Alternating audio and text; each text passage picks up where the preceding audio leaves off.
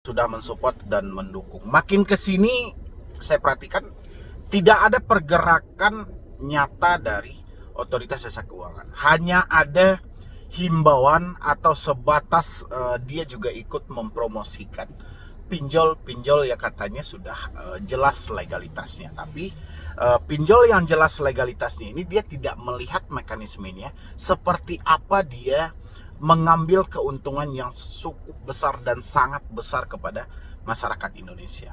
OJK seakan mengkebelakangkan hal itu gitu loh. Ya, OJK hanya mempedulikan soal data yang diserahkan dari pinjol ini kepada pihak OJK dan pihak asosiasi. Ya, seakan dia tidak peduli nih dengan fakta apapun yang terjadi di lapangan. Ya, mau fakta itu ada yang mengakhiri hidup, kabur dari rumah, loncat dari gedung, minum racun ini, nggak peduli gitu loh. Ya, kecuali kasus itu sudah booming, sudah viral banget gitu loh. Di mana-mana penggerebekan, di mana-mana ada aksi ini, sudah disampaikan juga oleh petinggi-petinggi negara, baru OJK bekerja. Ya, kayak kasus dari IPB kemarin. Sampai detik ini OJK belum memanfaatkan momen itu. Biasanya OJK sudah memanfaatkan itu. Ya, momen-momen hal-hal itu gitu loh.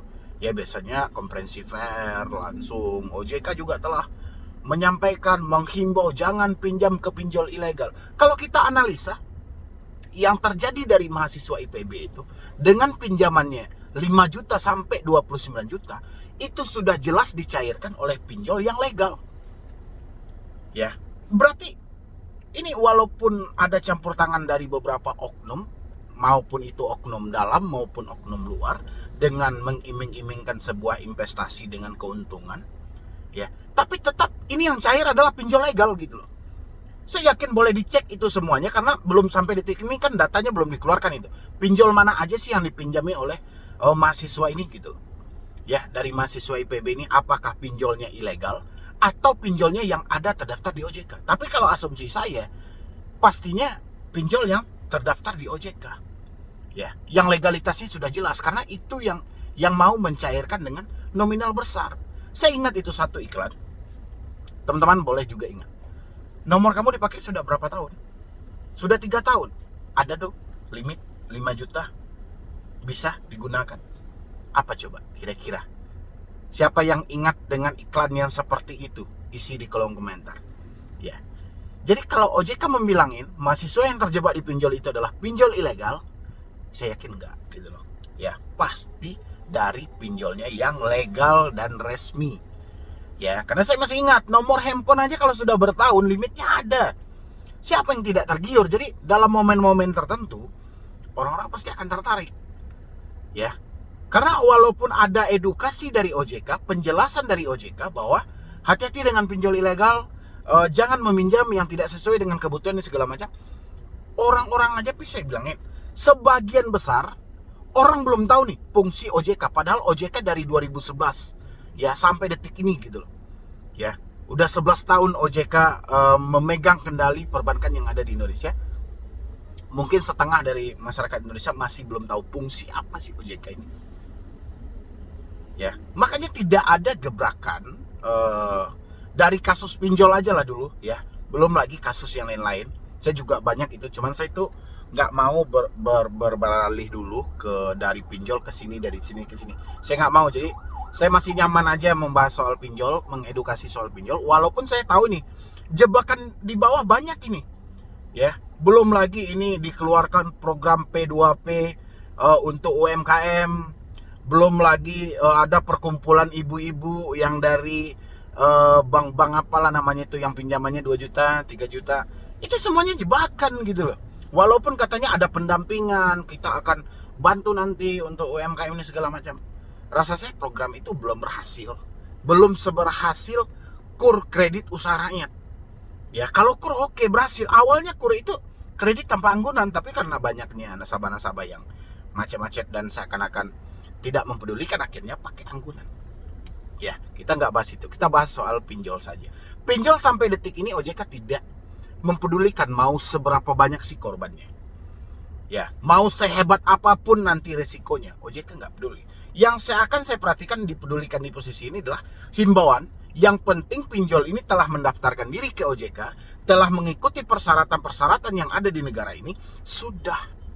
Jadi apapun yang mau mereka lakukan terhadap masyarakat ini, OJK hanya memvonis itu kebodohan Anda. Ya, itu urusan Anda. Ngapain Anda minjem? Ya, jadi ketika ada laporan kepada OJK, OJK sampaikan, selesaikan secara internal. Seakan nggak mempedulikan hal ini, ada apa gitu loh. Ya, ada apa dengan OJK? Nanti kalau masyarakat semuanya ya kompak, karena dia sudah tahu nih dia berada di titik kementokan di mana tidak ada lagi solusi di balik masalah mereka. Mereka sepakat meminjam sebanyak-banyaknya, dia berhenti bayar. Yakin nggak pinjol mampu memproses mereka? Ya, jangan sampai hal seperti itu terjadi. Makanya OJK atasi dulu nih. Ya, ini kalau dibiarkan terus, makin lama makin besar, takutnya kearoganan yang ada dalam pikiran masyarakat akan terjadi. Sekarang aja berapa banyak orang-orang yang memanfaatkan pinjol ini untuk sumber penghasilan mereka. Mereka bobol pinjol. Ya, walaupun saya tidak membenarkan hal itu. Ya, dia bobol pinjol, dia ambil yang ilegal, dia ambil yang ini, dia ambil ini. Dengan data fake, dia nggak bayar lagi nih. Ya, ini dikategorikan benar atau tidak benar? Ya, jangan sampai semua masyarakat Indonesia nyemplung ke dalam permainan ini. Ya, kasihan OJK telah capek-capek nih menarik investor dari luar, mencari kayak mana dia bisa berinvestasi di Indonesia ini. Tujuannya adalah untuk perkembangan negara ini, pendapatan dari APBN juga. Tapi dengan mekanisme yang salah seperti ini, akhirnya adalah memperkaya investor asing, tapi menyiksa masyarakat Indonesia sendiri. Ya, jadi harusnya dari dulu OJK jembatan ini satu permasalahan. Anda pinjol, bayar sesuai dengan seperti ini, ya. Kalau pinjolnya nanti tidak melunasi utang Anda, pinjolnya malah nekat menyebarkan data Anda, kita cabut izinnya. Buktikan, ya. Seperti itu, jembatani. Ini enggak giliran orang bertanya, Pak gimana Pak, saya telat dipinjol, bunganya segini, penagihnya seperti ini, saya nggak mampu Pak saat ini, saya minta perpanjangan waktu. Udah, selesaikan aja secara internal. Hubungi aja pihak pinjolnya. Pihak pinjol tidak pernah mengerti. Justru ketika ada masyarakat yang meminta keringanan, malah dicaci maki, dihina, dan ditakut-takuti. Seakan-akan apa? Seakan-akan dia menjadi raja di atas segalanya. Anda punya aturan dari mana? Anda minjam ke perusahaan kami, tanggal sekian, kami sudah bantu Anda. Berarti sekalian dengan caci maki dan tekanan.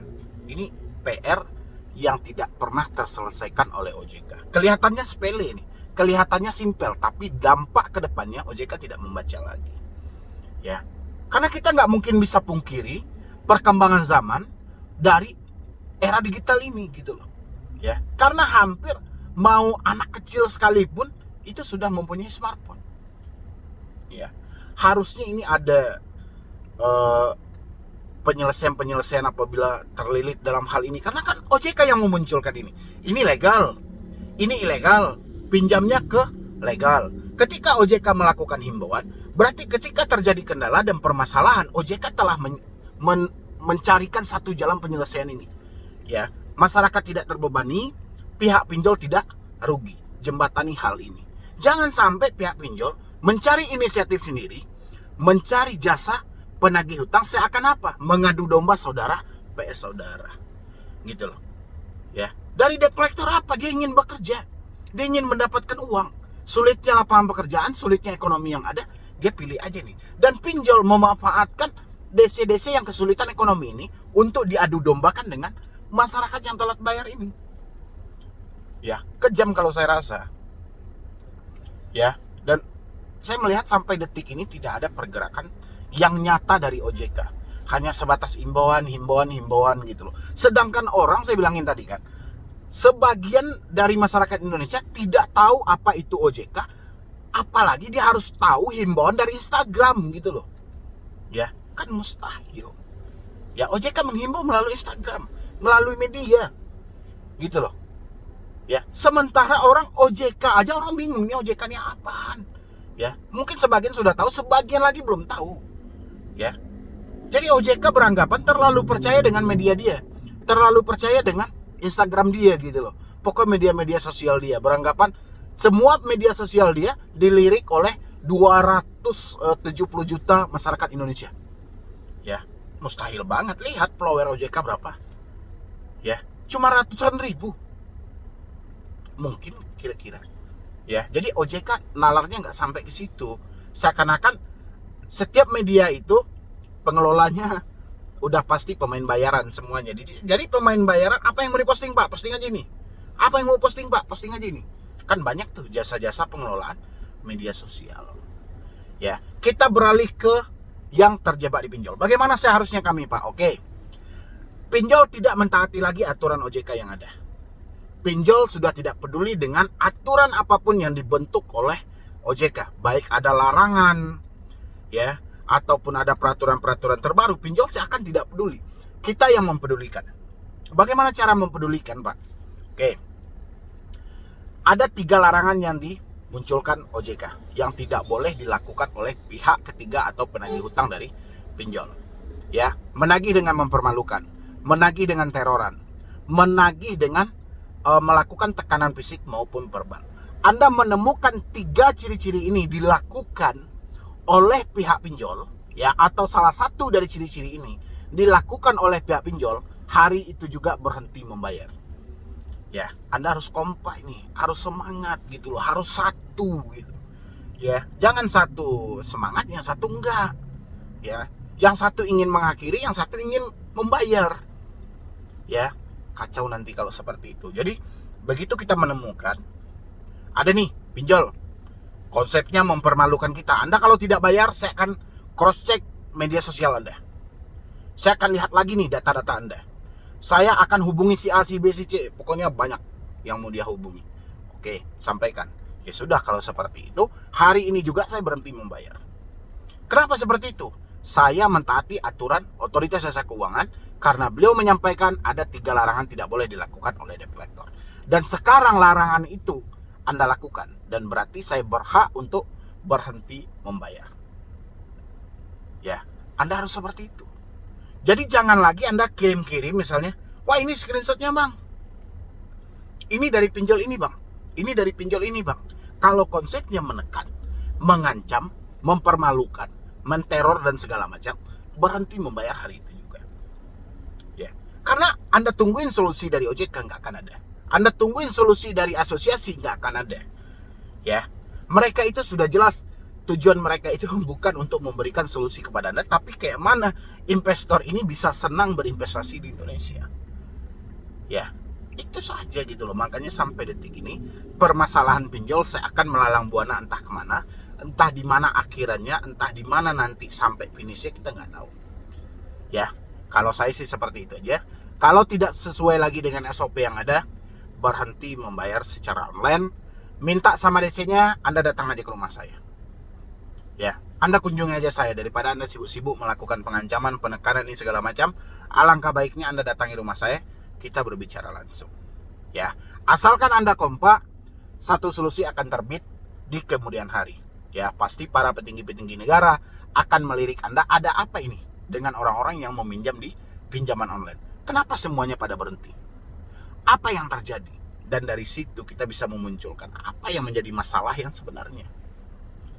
Ya, dari teman-teman semuanya, bagaimana menurut Anda pendapat saya ini? Apakah benar atau tidak? Jika tidak, isi di kolom komentar. Jika benar, mana yang harus Anda hentikan lebih dulu, isi aja di kolom komentar ya.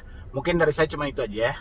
Mudah-mudahan ini membantu teman-teman semuanya, dan keinginan kita didengar oleh petinggi-petinggi di negara ini supaya pinjol benar-benar bermanfaat ada di Indonesia, dan kita juga dapat terbantu semuanya gitu loh, tanpa terbebani.